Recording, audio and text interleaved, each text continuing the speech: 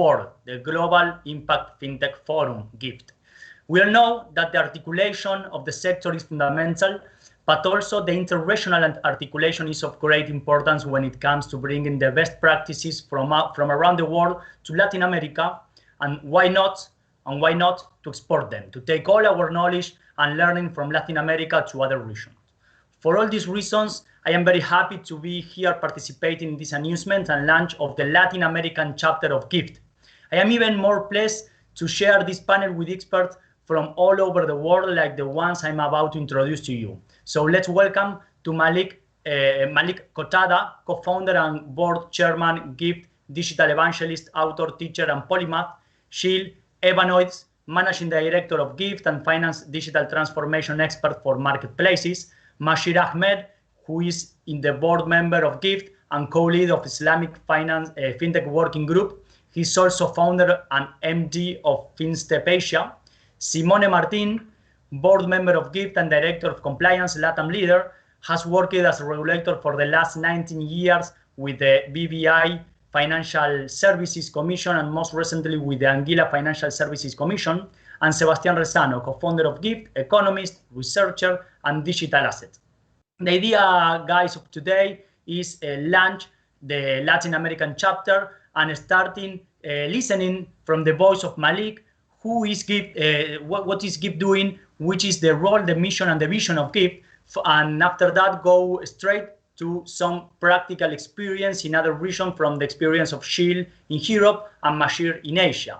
And then we'll present the official launch of Latin America from Simone and Sebastian. So Malik, well, all of you, very welcome. How are you? How is it going? Are you happy to hear? Hola, everyone. Buenos dias. Good morning. It's a pleasure to be here in Latin America again, virtually though. I'm actually sitting almost 12 hours away in the Philippines in Manila. But it's a pleasure to interact with all of you. And as Ignacio said, it's an important day for my colleagues and myself at the GIFT Forum. We are launching our GIFT Latam and the Caribbean chapter. And I don't think I need to say any more about how important this region is for us, not just in terms of GIFT. We'll share more as we go along, and my colleagues will share as well, but also in terms of the amazing activity we are seeing in the digital world when it comes to Latin America, whether it is, as Ignacio said, Mercado Libre or many others.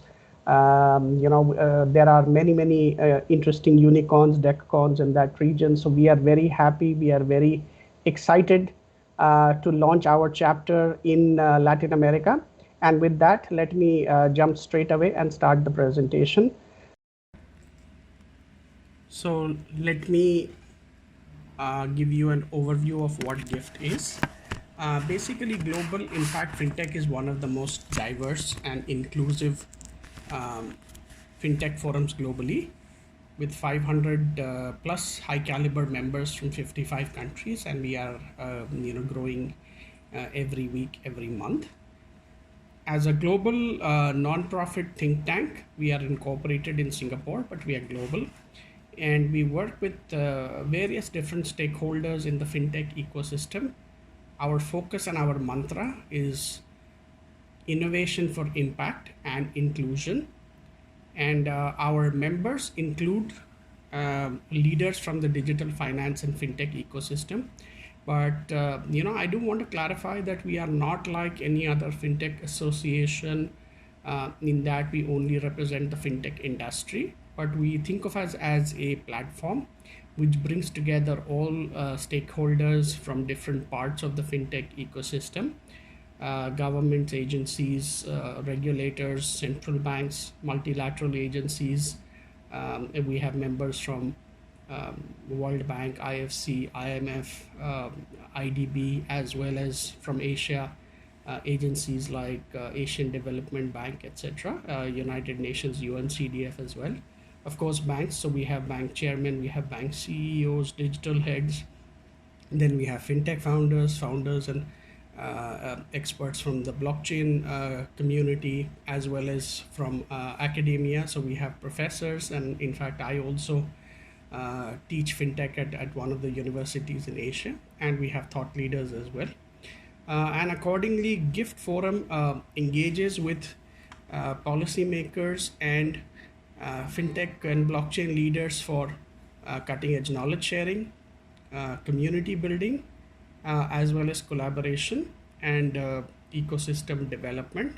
So basically, we try and bring together various learnings from different stakeholders in the fintech, blockchain, digital finance, digital financial inclusion ecosystem, and as a neutral platform, we are able to bring together the most cutting edge knowledge from not just different regions, but different stakeholders as well. So let me then tell you a little more about our vision, mission, and values. And this is important to us because we say that we don't just say it, we walk the talk when it comes to our values and vision and mission. So our vision is to be the world's most diverse, inclusive, and impactful fintech community for cutting edge thought leadership as well as ecosystem development. And our mission is to engage with key fintech stakeholders for social inclusion, financial inclusion, as well as digital inclusion. And we do this through our 4 key pillars. We call it the 4 C's of content, community, collaboration, and causes. So in content, of course, we exchange very high quality information and knowledge from all over the world, and not just from the fintech community, but all parts of the fintech ecosystem. So what's happening in the policy space, what's happening in the innovation space, what is happening as best practices in different countries, different regions. As an example, what are the best practices in Asia or China, and how can they be perhaps translated for Latin America and vice versa. Community, of course, we are one of the most inclusive and diverse fintech communities in the world, and as a result, we are able to cooperate and collaborate with each other quite seamlessly and effectively, despite the fact that we are in so many different countries and therefore in so many different time zones. We do it digitally through messenger platforms, etc. So we are able to stay connected with each other and share knowledge with each other and help each other, despite the fact that we are in so many different geographies and time zones. And finally, we are not just here for commercial benefits. We believe in making society a better place through technology. And therefore, we work with partners to support causes where technology can play a role. Our areas of focus are essentially knowledge sharing, empowerment of the community. We work with some policymakers on standards and standardization as well. Of course, networking and growth through this platform, and capacity building, whether it is in terms of knowledge, etc., partnership with academia, etc. Let me tell you a little more about our thematic groups, and these are global groups. So, they have members from all over the world. One is financial inclusion, and it's one of our oldest groups. We have members from 25 countries. Then blockchain and CBDCs, NFTs or non-fungible tokens, payments innovation, RegTech and RiskTech, open banking and open finance, Islamic fintech, and we are setting up one thematic group on investments and startups. And we have just launched one on sustainability as well, where we are bringing together and working with partners on sustainable finance and sustainable development. At the same time, we have regional chapters as well. That we launched in 2020 was South Asia, the 7 countries of India, Pakistan, Bangladesh, Sri Lanka, Afghanistan, Nepal, and Bhutan. And it's one of our most active chapters. We have almost 200 members from that region. And again, very senior profile, a lot of regulators, a lot of senior people from the banking industry, and some very successful fintechs as well. Today, of course, we are launching our Latam and the Caribbean chapter. Next, we have plans to launch our Southeast Asia, or as we call the ASEAN chapter, which are the 10 countries of Southeast Asia, but primarily Singapore, Indonesia, Malaysia, Thailand, Philippines, Vietnam, Cambodia, and Myanmar. After that, in the second half of the year, we have plans for North Asia, which will focus essentially on Hong Kong, Taiwan, China, Japan, and Korea. And Mushir will share more on that. At the same time, we are looking at launching our Eastern European chapter, and that's something Jill will share more about, with a focus on Georgia, Russia, Lithuania, Kazakhstan, and even Turkey.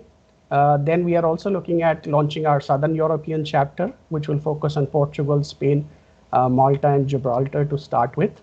And again, in the second half of the year, we plan to go deeper in Europe with our North and Western European chapter, with a focus on Netherlands, Sweden, France, Switzerland, Belgium, and perhaps more countries.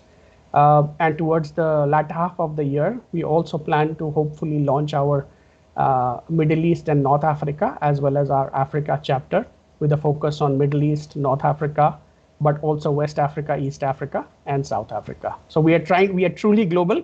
We are not one of those forums which are headquartered in Washington, DC, or London, and which doesn't understand what's happening in other parts of the world. We truly try to learn from each other, and we truly try to keep our ears to the ground and on what's happening in all parts of the world, and not just the developed world. I just wanted to also give you a little bit of a snapshot on our key partnerships. So as I said, we work with various high impact partners, marquee partners. We had a partnership with United Nations Capital Development Fund. We had a partnership with Cambridge last year, with the Singapore Blockchain Week, with the Economic Times, and many more. This is just an example. Next slide, please. These are some of our key partnerships. I just wanted you to get a flavor. So as we expand our LSE LATAM chapter, we would like to engage with the right kind of partners in that region as well. So with Cambridge, we partnered on a fintech study for pandemic impact last June, July, and we were the global community partner for them. The Economic Times is the largest business publication in India.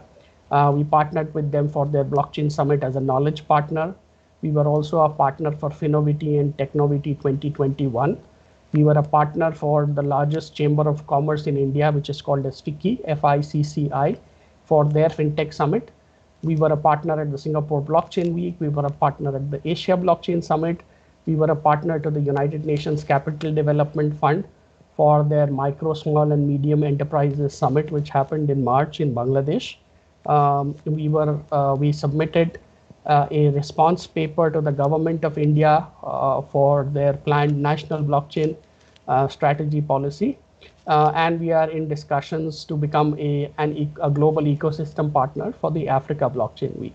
So as you can see, we are engaging with marquee partnerships all over the world. Next slide, please. These are just some visuals so that you understand what we have done and what we are doing across the world. Next slide, please.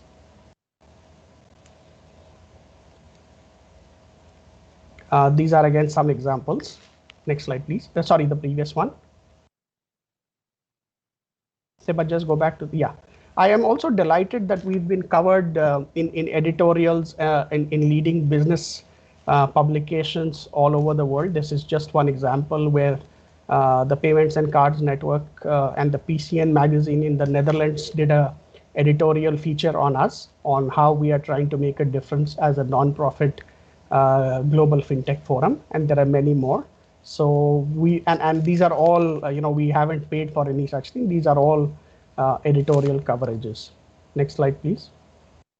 And as a result of the sheer quality of high caliber members we have, we are looking at a series of thought leadership and impact initiatives. So we are setting up our gift knowledge series, which will focus on various verticals, whether it is decentralized finance and NFTs on one hand or Islamic fintech on the other, as well as an interview series for our upcoming YouTube channel or our podcast series with experts from all over the world. And we also are looking at partnering with universities and institutions across the world for white papers and case studies, whether it is on financial inclusion, whether it is on CBDCs, whether it is on regulatory tech, or fintech policy, open banking, sandboxes, etc., all over the world. So we are looking for the right kind of marquee partners and supporters who believe in our vision and mission and who also want to make a difference through technology. So we encourage you to reach out to us through our website. Next slide, please.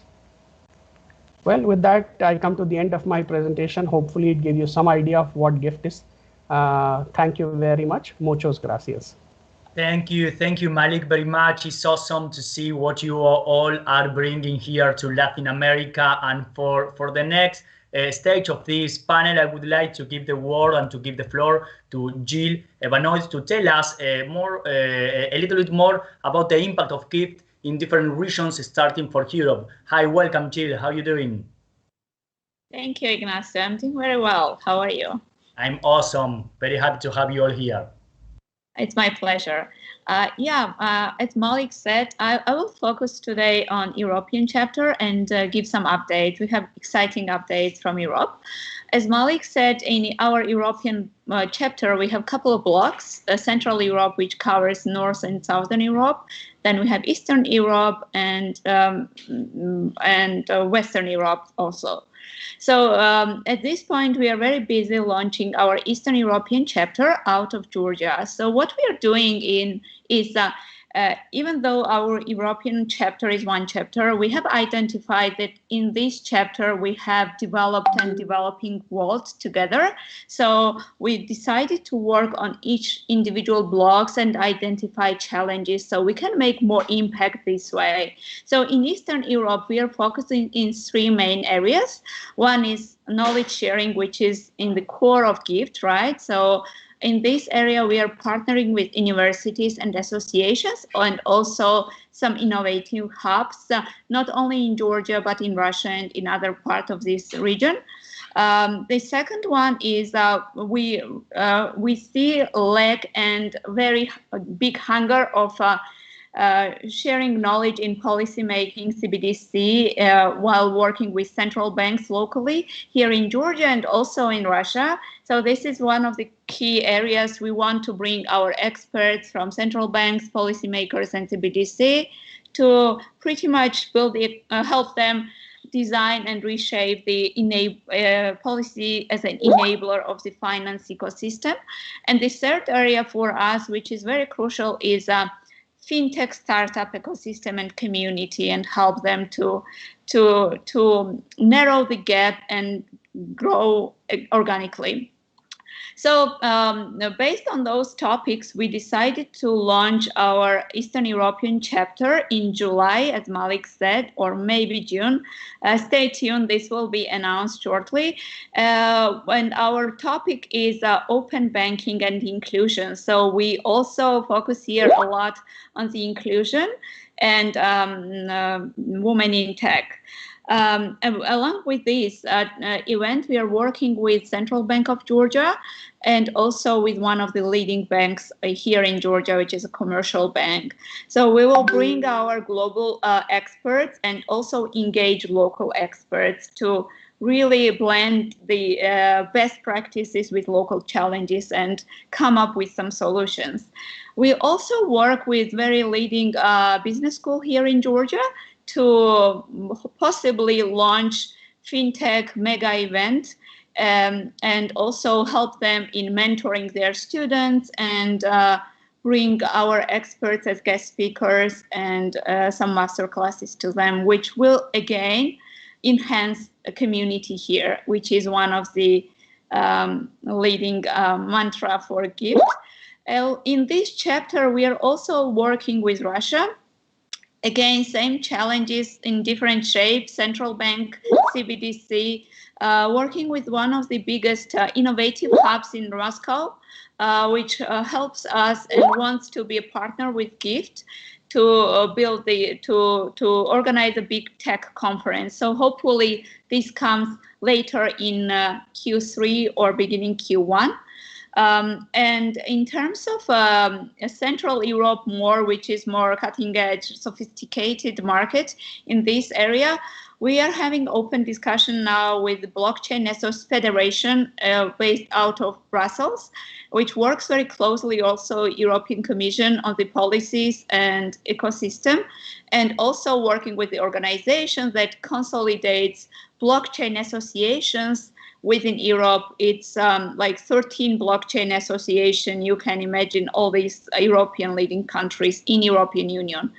So this is pretty much our update from Europe. Lots of exciting stuff. Everything is in motion.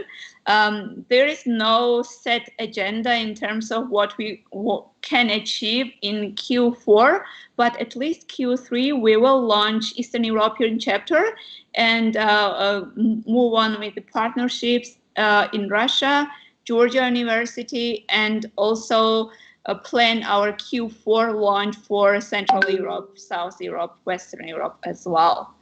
For the rest, please stay tuned. Any questions, we are there to answer. Thanks a lot, Jill.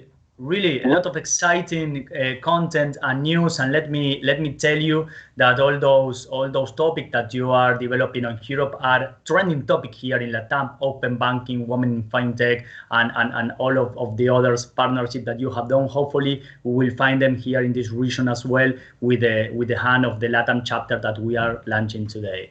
So we would like also to listen to you, Mashir, about the Asian experience. Welcome to this panel, and it's great to have you here. Thank you so much, Ignacio, and to all the team for having us today. It's an exciting time for GIFT and all of us to be part of this occasion for the launch of the Latam chapter. As Malik mentioned, I'm here in Hong Kong, and I'm also part of the North China chapter. What I want to talk about today is to cover the India and China fintech ecosystem, which may be of interest to everybody in Latam. Very much like Latam, with so many large countries, it's not as straightforward for us to discuss about these large countries. But I will try to do my best in the 5 to 7 minutes that I have. If you could go to the first slide, please. I think it was the end of the presentation. So I'll start off as we look for the slides to come online. Firstly, I'll touch upon next slide, please. Thank you. So when you look at the Chinese ecosystem, right? China is the world's second largest economy, but from a fintech and technology perspective, you can see that they have over 850 million internet users, and out of which 300 million are digital natives, right? Almost as much as the whole continent may have, right? But interestingly enough, there's still another 400 to about 600 million people who don't have internet connectivity yet, right? So that is a big opportunity in the country. The mobile payments market in China is $40 trillion worth, which is much, much bigger than the US, even though the US is a bigger market. This is primarily due to the amount of sales that are done initially on e-commerce, now translating into everything becoming a mobile-first economy and everybody transacting largely on their mobile phones. Next slide, please. So here is again a look at how things have changed in terms of the number of internet users and what is projected. They expected to cross 1 billion internet users next year, which will be the world's largest by a long shot. And you can see that penetration wise for a population over 45, it's still low. China is facing an aging population, so that means there is that increase that's expected in this space as well. Next slide, please. So this is a good comparison for you to look at, being close to the North America and the big tech companies there. You can also look at what the Chinese big techs have been doing. Although the regulations are coming in to restrict how much they can do on their own across all verticals, but this is an example where you can see that among the big name American firms, Google, Apple, Facebook, Amazon, only Amazon probably has about 3 or 4 licenses in the different banking verticals. While when you look at Alibaba, Baidu, JD.com and Tencent, you can see that they have licensing and financial services offering across banking, credit, payments, crowdfunding, asset management, and insurance. They are right across. In Latam, Mercado Libre is the one that is probably comes closest, but it's again only in 3 of the 4 of the major phases. Next slide, please. And similar story when it comes to licensing. You can see in China, the big names have got a lot of the licensing in the credit and payment side, and they are looking to build on the banking side as well. Next slide, please. This is the Ant Group pre-IPO. The reason I'm sharing this is to just show the scale of what one company can achieve in mainland China, right? So you're talking about 1 billion annual active users, 700 million monthly active users. They have transactions of over 120 trillion renminbi, which translates to roughly 20 trillion US dollars. And then you have a huge number of credit and insurtech as well. So they cover a massive space, and they are continuing to grow. Now with the new regulatory hurdles, they will have to shrink and change their licensing. But this still shows how much the Alibaba Group has an influence in the fintech space. Next one, please. This is a look at how Chinese companies in the big companies dominate even investment. So on the left is on 2016, when you saw the investment in the big name US companies, tech companies, were only contributing between 4 to 5% of total VC money in the US, while in China it was 42%, right? A lot of it tends to be in their own acquisitions or investments, or also into their alumni founded companies. Now that has translated from 2016 to now in 2020. This is end of 2020. You can see that a lot of these companies have become multi-billion-dollar companies on their own. The Tencent portfolio, Alibaba, and portfolio are the strongest. Meituan is a over $200 billion company. Pinduoduo is China's second largest e-commerce player, briefly the largest e-commerce player last quarter. So you can see companies that are massive, you haven't heard of, with 700, 800 million users. All of them are multi-billion, $100 billion companies. And this is another element that adds value to the market cap of Tencent and Alibaba. Next one, please. This is a Singles Day record in mainland China, which is held on 11th November. Over 260 million single adults in China. The first 68 seconds, they sold $1 billion worth of goods and $12 billion within an hour. Alibaba alone sold $74 billion. JD.com sold $41 billion over 11 days, right? And they had 250,000 brands from across the world and 800 million consumers with 1 billion packages, right? So massive, massive numbers, and no technical delays or crashes over the last 10 years that Alibaba has been running the Singles Day. At a peak, it was 583,000 transactions per second, right? So imagine that, right? Thank you. Next one, please. And this is, again, just building on the scale of the retail markets in the US versus China. China dominates. It's almost 7 times what's happening in the US right now. Next one, please. Next slide, please. Coming to India, similar population, but much younger, over 440 million millennials, and about 70% of the country is under the age of 35. India's GDP has obviously been impacted by COVID, but otherwise was growing at 6 to 8%. Now has the second largest internet penetration in the world with 720 million people, and looking to increase very quickly. Growth in rural India is 35%. A lot of other metrics are still in early stages, so we can see a lot of push and growth in India. One element both in India and China is that their digital adoption using mobile is very high, over 80% for both countries. This is people who have mobiles and digital access using financial services. So that's quite high in both the countries. Next slide, please. So this is a quick snapshot of Indian startup ecosystem from 2013, where there were about a few thousand startups. We are now looking at over 12,000 startups in India, of which 1,600 startups were added last year, and we're looking to increase that. Very strong numbers when it comes to B2B startups, with over 45% B2B startups. Next slide, please. This is a fintech map of India. You can see major places being payments, lending. Wealth tech is starting to grow, and we are also seeing digital banks being set up. All of this is due to one system known as Aadhaar, which is on the India stack, a technology infrastructure that the Indian government has built, where with a single ID card, which is a biometric used ID card, which is Aadhaar, you can get a variety of services. And through the overall India stack, many companies are offering a host of different fintech services. Next slide, please. Some more big names that you can see in the payments, lending, insurtech, and neobanking space. The neobanks are effectively using underlying banking license of other companies, and few of these are now unicorns as well. Next one, please. So India can be looked at as a three-stage countries.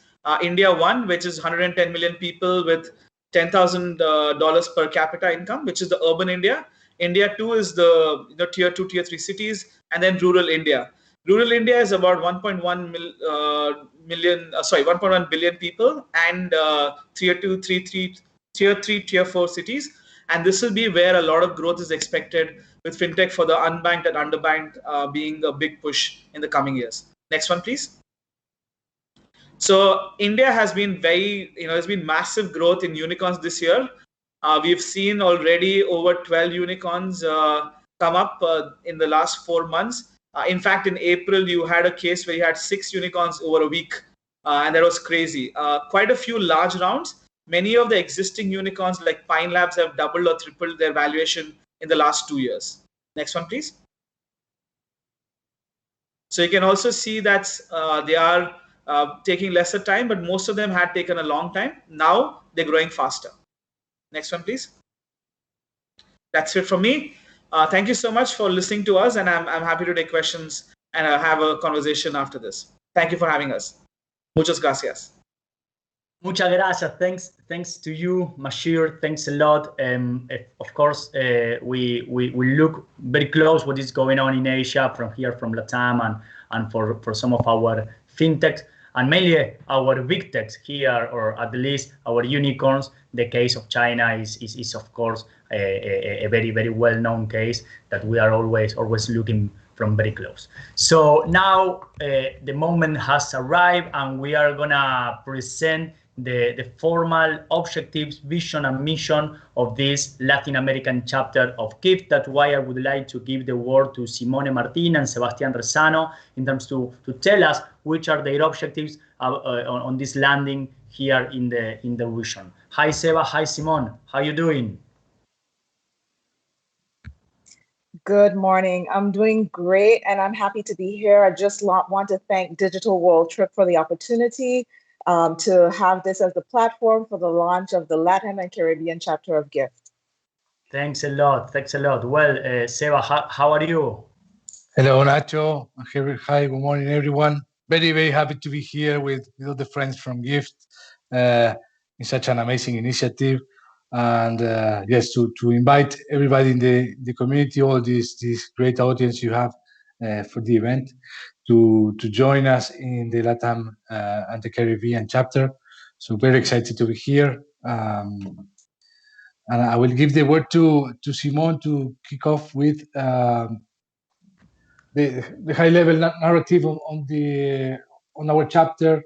We'll be complementing together these slides to generally to describe what we are our plans for the region, and how we're going to replicate the GIFT model that has been going around globally and in Asia, We expect a lot from from Latam.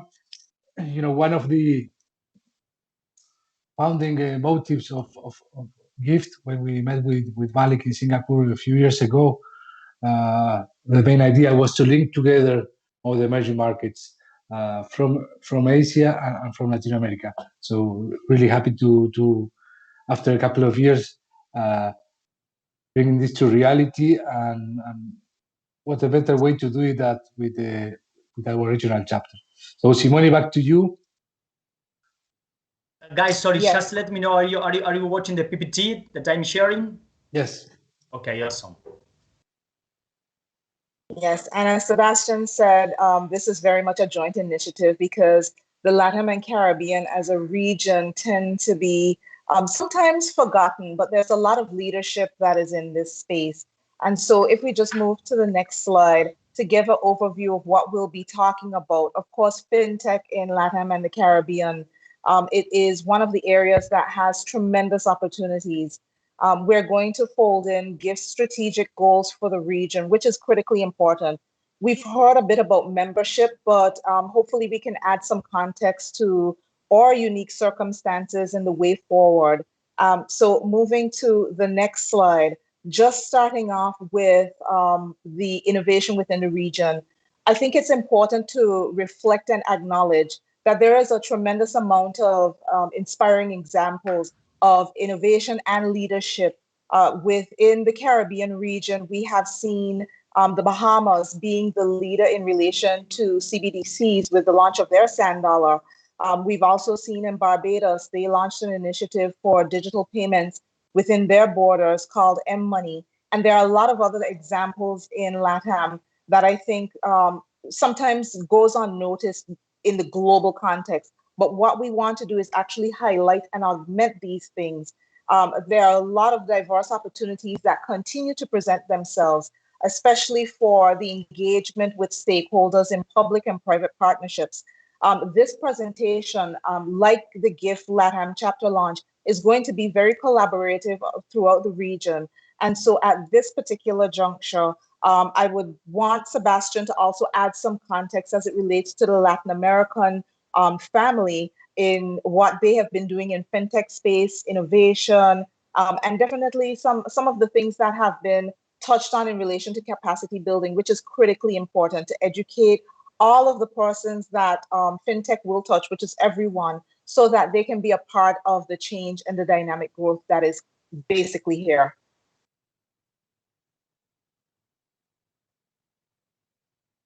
Yes. So on my end, just to highlight, the importance that we as a region have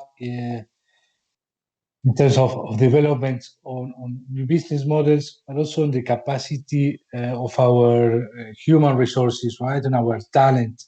I was chatting with Simone the other day on the big, for example, the big community that we have in Argentina, but across the board in Brazil as well, Mexico, Colombia, with all the development side, how many exciting projects and even startups and developers on the cryptocurrency space and all the digital asset space. So expecting new unicorns to come from these markets. I think it's a big potential to highlight and to generate these networkings with Asia and with all our chapters, really, to help these people to really connect with our marketplaces and then to nurture on what's going on in different initiatives around the world. And putting this in value, that all the talent and the big apports we can do to the global ecosystem. Then also very particular focus on our critical, let's say, our critical or structural issues in the different countries. Of course, every country in Latam is quite different in terms of course of culture. We share the same language, but have so many different situations, and we believe that bringing all this together generates really a good, we say, a good mosaic of possibilities. Going next to next slide, Nacho, please.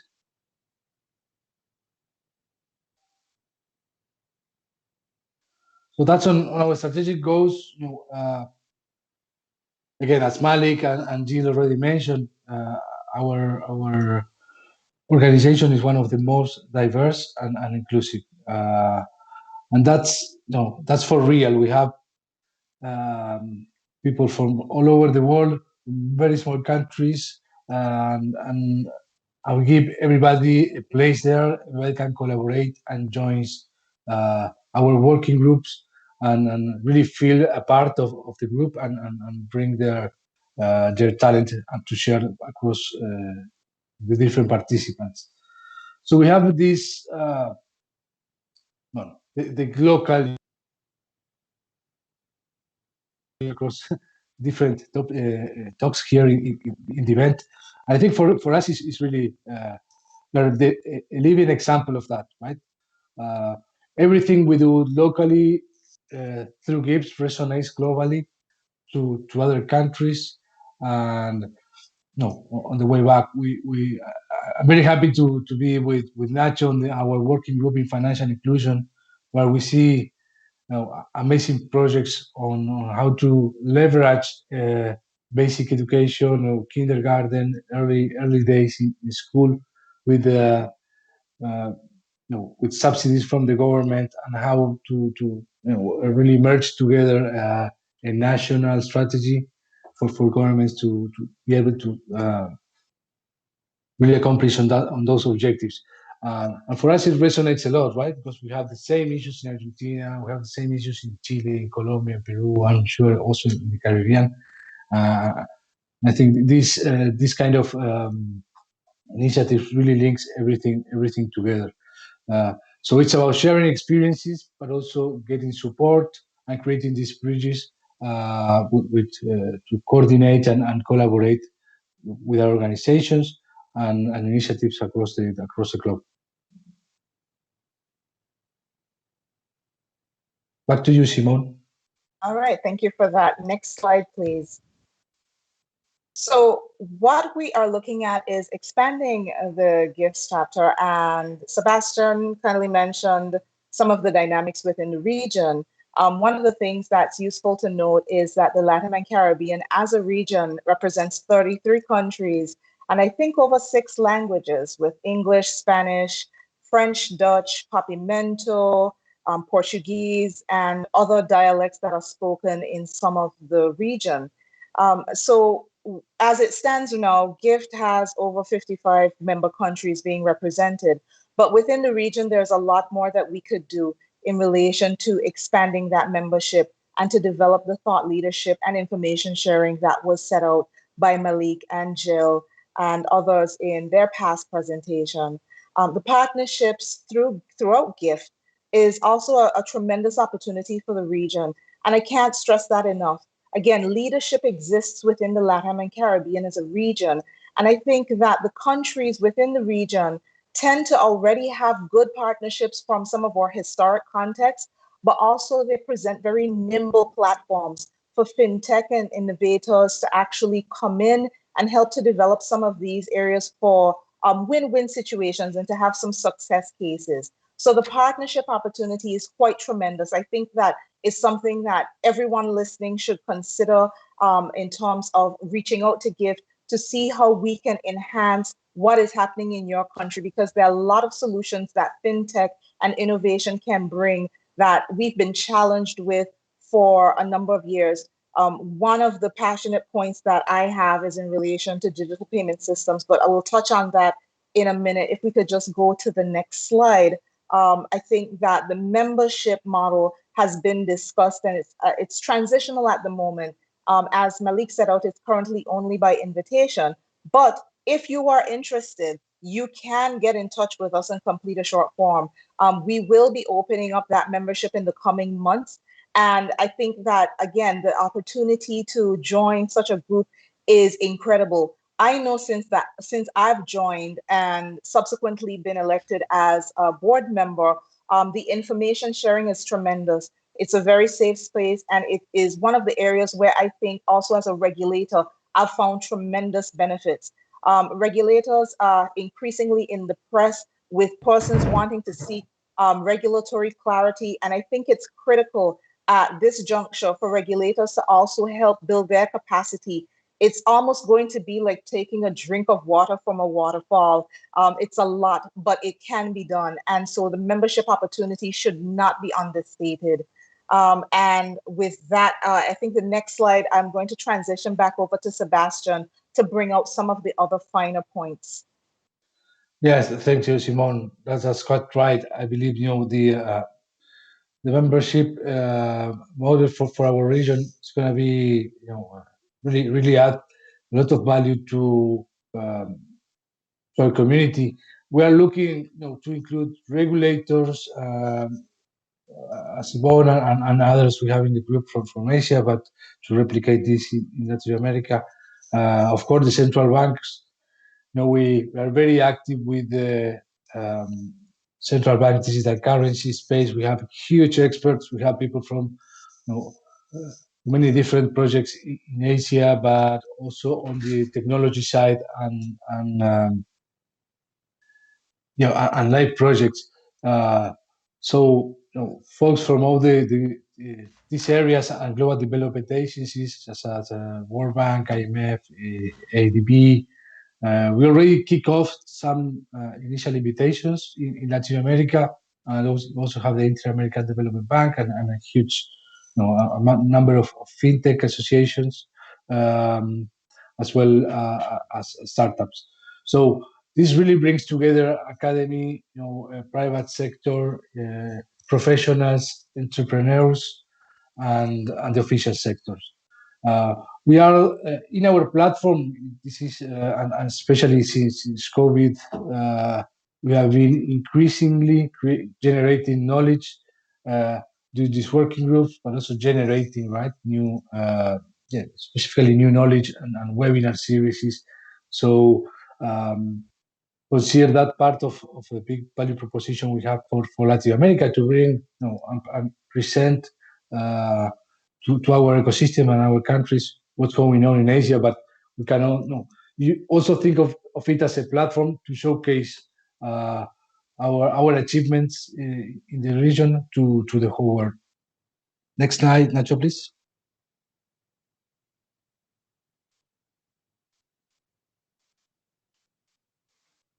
So I touch base a little bit with this. So the access to global leaders and connect to different programs and fintech associations across the globe, not only on a high level, but really with the people who are running the projects and the initiatives. On the last point, consider that you can access through GIFT to a network of experts where we also pick the name of GIFT because it resonates. It makes sense with the global impact fintech, but we really think in this network of thought leaders that we are giving back. So every time you give to GIFT, you get back a lot, 2x, 3 times. It's amazing. So you can find here mentors in any different issue you are even studying, or if you have a startup, or if you are facing some strategic decisions to make in your fintech or on payment systems. I found this is a great platform to exchange views, discuss on regulation, and really nurture your framework with what is going on in like the state of the art in other countries, right? So in Latam, we tend to be followers in many aspects. We are leaders in some key areas. So I think there's a symbiosis there that really contributes to and generates more value to our group. Can you move to the next, Nacho, please? So looking forward, again, we are looking to increase connections and memberships with the region in the fintech, with the specific focus on digital payments and cross-border financial flows. That's a common theme, I believe, for Caribbean, Latin America, and Asia, right? We see the corridor for Mexico as well. Simone, do you want to comment on any of these points? Sure. Thank you for that, Sebastian. I briefly touched on digital payments and cross-border financial flows. There are a number of critical issues that impact the region differently from other places. And if you look at some of the statistics that have been put out by the IMF in relation to remittances into the region, for the Caribbean alone, it was about $1.3 billion prior to the current global events that have stopped travel and depressed economies. But even to very close neighbors within the region, it is still difficult to get payments in for businesses, for innovators, for investment purposes, due to some existing challenges, such as the de-risking with correspondent banking relationships, which regulators are very minded to try from their side of the fence to help and assist. Digital payments are one of the areas, and digital payment systems, open banking, those are some of the systems that are available now to help address some of these critical issues, to help inward financial flows into the region, to help develop that capacity, to help train people, to help advance their economic circumstances so that they can enjoy betterment of life. And then there are also some challenges that exist when we do innovate, but there's difficulty in accessing those financial flows. I don't know if you wanted to touch on the last point, because I know that Sebastian and I, we speak on a regular basis, and it's not even about being co-leads, but colleagues. There are a lot of issues that are similar in the region, and we bounce ideas off of each other. And so the challenges with mismatch expectations is something that he mentioned in relation to some projects. And I don't know if you wanted to jump in, Sebastian, on that particular point before we move to the next slide, because these are very topical and current. Yes, I guess you're talking about the Uruguay case. Yes, the Uruguay example. I think that was very pivotal, because there are other countries within the Caribbean region that are exploring that exact same area of business. Yes. So just to give an example of those mismatches, so we have like national strategies. In the case of Uruguay, we noticed that marijuana has been legalized, right, as a framework for the economy, and mainly as one of the drivers to new industries to generate exports and bring new dollars to the economy from abroad. So you have all the legal framework, all the regulation in place. You see companies starting to build up, but then again, on the export side, once they concrete a sale of to even of raw material or sub-products like oil or so that are used in the pharmaceutical industry, it's very hard. It's very hard for the banks to process payments. Even if you sell to a big pharmaceutical company in Europe from Uruguay, it's quite challenging to actually be able to collect that sales. So we're talking about this case as paradigmatic, because it potentially could bring even central bank digital currencies to tackle this issue, because on the correspondent banking, there's not enough regulation in the US to process these payments. So they're basically blocking all the payments between exports. So we are saying, look, there's a mismatch here, because you are trying to foster and create an industry. We see this also going on in Argentina and other Latin American countries. So we thought about those as an interesting case, certainly controversial, right? But again, it's one of the ways that we want to really leverage the conversation and be part of these discussions, maybe giving visibility to some of the companies, to the startups, but also bring some of the logics and the experience we had with dealing in kind of really complicated and cross-border interjurisdictional matters. So we have great experts here, and I think we can at least bring up some opinions and generate some part of these dynamics. Now, Nacho, can you move to the last one? So again, one of our elements on the local focus I was mentioning earlier is to really coordinate the engagement for a positive global impact on fintech issues. Our strategic focus runs on a variety of working groups. Malik's already have shown this in the different verticals. I'm very happy to be co-leading with Mashir, the blockchain. And this is a assets group. We have produced like different spin-offs from here, like NFTs, which is a very, very hot topic across the industries and all the markets, specifically on art and digital art forms. But also it has an impact on like creating stable coins on physical goods. It's a really, really interesting and nascent space. And of course, the CBDCs, we have a track record on this. Almost 2 years, we have been very actively discussing, bringing authors of papers. CBDCs is a quite academic space where publications from central banks and different agencies are popping up, especially in the last year.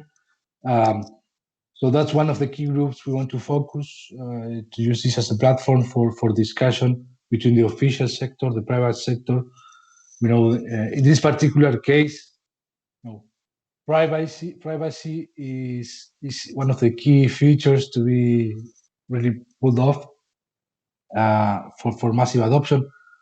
So we want to be to generate the conditions and to bring the experts and put together this discussion to be hosted in GIFT.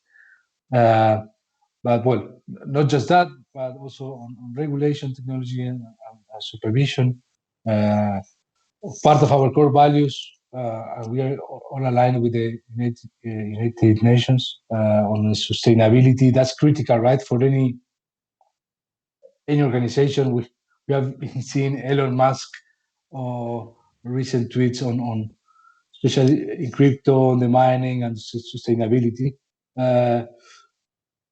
We have the vision that sustainability goes on the hand of business, right? If it's not sustainable, eventually initiatives just fall apart. And we want just last piece to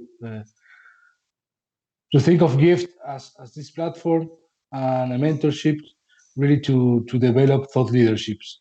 We want that leaders to emerge in our different countries to really raise the voice to the global community on their challenges, but also to bring and bring the value to the global community. So thank you so much. I don't know if Simon, you have any final comments? I give it back to you. If not, Nacho, you can go ahead. Thank you. Just a quick note to follow us on LinkedIn at Global Impact FinTech Forum. We would definitely welcome your engagement. Please feel free to shoot us a form through our website, and we look forward to continuing the discussion. Back to you, Nacho.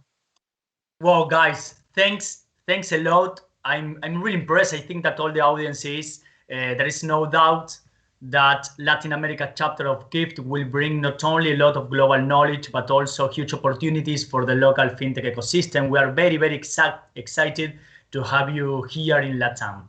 I want to highlight this last call to action that you did. We are being here by more than 900 leaders from all over Latin America as part of the Digital World Trip Fintech program, and many others on live on YouTube. To all of you, we invite you to be part of Give the Latam chapter, to build together this new actor of the fintech ecosystem here in Latin America, and mainly to continue transforming the finance together. We are a little over time, so we have to close this panel. But once again, I would like to thank our panelists and the leaders who are with us today. We look forward to many more updates from Gift in the future, and without now, to take Latin American fintech to the next level. Thank you very much, Malik, Sebastian, Simone, Marshir, and Jill for joining us today. And congratulations, guys, for all the hard work that you are doing around the world and now here in Latin America. Thanks a lot.